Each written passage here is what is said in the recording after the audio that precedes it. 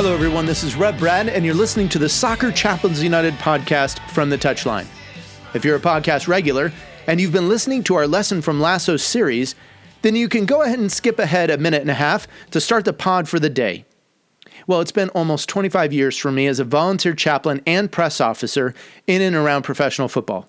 Soccer, as we like to call it here in the U.S., and with that in mind, I've been offering this occasional series entitled Lessons from Lasso, essentially giving a chaplain's perspective on some of the things we see in the hit TV show meshed up with my own experiences in the game. All the while trying to be careful not to over-spiritualize what's on the screen, but commenting on some of the elements I believe can be great points of personal and professional development no matter what your role or relationship with soccer.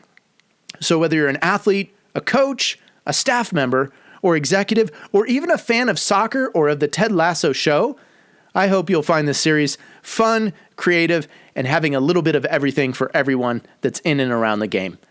Thank you for listening to the From the Touchline podcast. Here we go with another lesson from Ted Lasso. He's found the space, and he's found the back of the net. Just a little off foot, thinking he's going to go far post. Not strong enough with his right hand. Whips that one in. Far post, almost made him ends, and they have. He has the hat-trick. The second in his career. The third of the night. The hat-trick hero. Talked about you're not going to be able to sustain that kind of pressure. To the corner. Goes towards the near post. And you're the angle, and what a goal! What a goal! As we continue in our Lesson from Lasso series, we see that the rift between team members of AFC Richmond has not been rectified.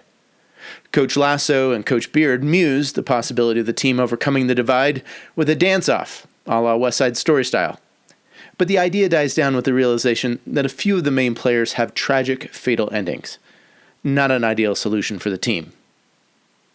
Division amongst a team has to be rooted out. And if you're a manager, it's a task that likely falls to you. There are the first steps that go into identifying the causes of division that may exist amongst a group, and then taking intentional steps towards eliminating those divisions and broaching the gaps that exist. We see later on in the episode that Lasso personally leans into this work. We might even say that he jumps into the fray, into the fire, by having owner Rebecca place him at the table with two biggest rivals on the team, Tart and Kent, in an attempt to get them both to talk things out and work things out. Have you ever been in a divided locker room?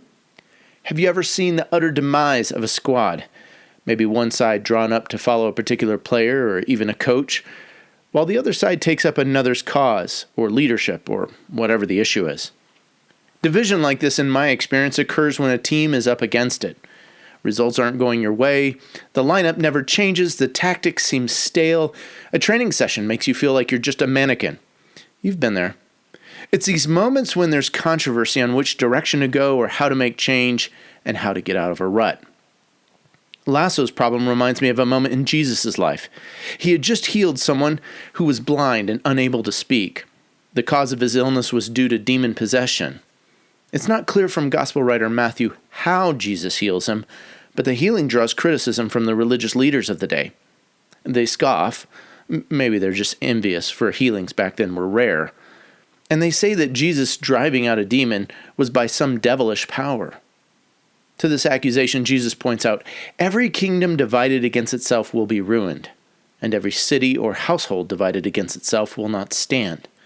You can read that in Matthew 12:5. In a sense, Jesus is saying this accusation is ridiculous.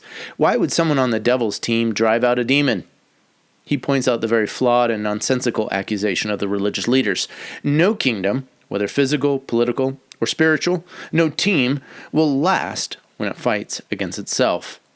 This age-old truth remains. A team, a home, a family, a nation, whatever it may be, if it's divided, it will eventually come to ruin. Unity is an integral part to longevity and continuity. Unity is not only crucial for a team, it's especially critical when it comes to matters of faith.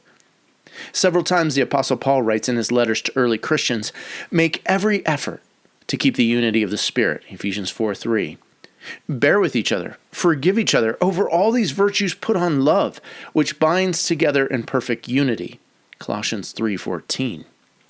Even Jesus, in his final prayer before his death, prayed for his friends and for anyone then and anyone in the future who comes to faith in him, that all would be brought to complete unity in John 17:23.